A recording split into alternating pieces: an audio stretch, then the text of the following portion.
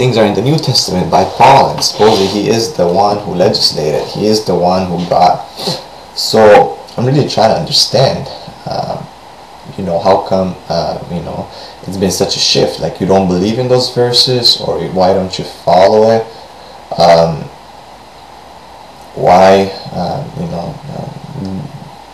Why do you attack Islam? One of our sisters got shot with a BB gun not too long ago. One of them was pushed in the street after a series of lectures attacking Islam in Windsor, Ontario. So, you see these, they're very negative effects because people are just so ignorant. They don't know what's in their book. And because they follow their own desires, they neglect parts of the book. They don't. So, if you were to actually follow the Bible, it would be a very different story. But it's actually, people have taken, as the Quran says, whatever they wanted to, parts, bits and parts, and they made, you'll never hear people, talking about these issues. A lecture, for example, by a Baptist, preacher, talking about, these verses in the Bible, and that men should be submissive to their wives, and that they're the sinners, and that they're responsible, and that they're blamed. Right? But they always attack, and they say them, and the guy said, "Oh, women, you want to be Muslim? Look, blah blah blah." It talks about the Quran. You're filth. It says in the Quran, you're filth. You know what I mean? And subhanallah, it's such a beautiful thing. And I think Sister Mij, she answered that beautifully with very good knowledge about. It was actually a comparison between land, that's filth, land that she has to be cultivated and taken care of. So that guy's like, "Look, you're dirt," and blah blah blah. And what an ignorant person, what an ignoramus. So really, I'm keep going on here and here, but I really want to understand, what's your point? What's your view on this? Why do people attack Islam? And which leads me pretty much now to original sin. And this is I just got this book not too long ago, and I'm really I was very actually impressed. And I heard about this lady, and she's from Germany actually, and her name is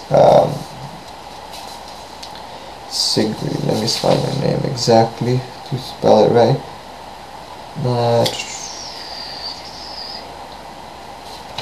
Okay.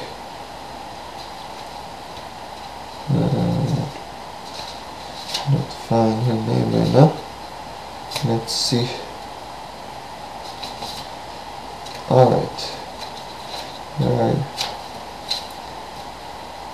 Her name is Dr. Hunke.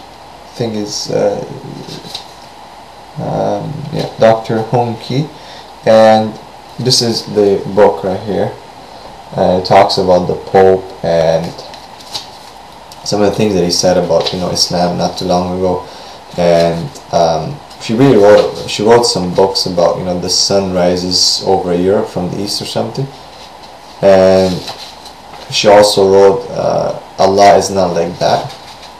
And she is actually a Orientalist, so she's not a Muslim, but look at the beautiful thing how Allah subhanahu wa ta'ala uses people who are not Muslim to show that people are attacking Islam very ignorantly and biased. They're very biased when they do it because they have something against Islam. They're not doing it from a fair point of view. And she's looking at Islam from a fair point of view. She studies history, and she gives. So if anyone can get some of her books, Dr. Sigrid Hunke, Sigrid Hunke. She's from Germany, from Bavaria. So, really, she's comparing, some of the attacks that some people have done, and some of the people who have defended Islam, like Lamarck and Bernard Shaw and other people who are talking good about Islam and about Prophet Muhammad, who are unbiased and have really did a scholarly approach. And many other people, Gandhi looked at his life, and many other people have looked and really said good things. And who are the ones who are attacking, like Robert Spencer and Sam Shamoun and all the other guys like of Answering Islam team, and and the way they deceive things and the way they are using these techniques of the dot and taking things out of context. And actually I found it, I recorded that they actually change words. Just they have somehow a technique of changing and of presenting the argument that actually becomes very credible. You're just like, wow. But then when you go and check the sources and you look, and you really a scholarly inquisitor, you find that these people actually lied. So I'm accusing these people of being liars actually on many occasions, and I'm doing this very openly because I've researched this. The people of Prophet of Doom, wow, it's crazy, the lies and the amount of manipulation that they're doing. But I mean, I'm not surprised. Like Sheikh Yusuf Qaradawi was saying that that actually in the United States there was at one point in the 70s $1 billion invested in giving training to Christians to convert Muslims. I think it was from South Africa, one of the sheikhs from there that went and saw the deception that people actually built churches like mosques, and there was a manual of how to convert Muslims to Christianity and other things, through deception. And I was like, wow, man, you know what I mean? And I think it was Abdullah Hukim Quick, or one of the brothers who was there. So I mean, there's been these attacks on Islam.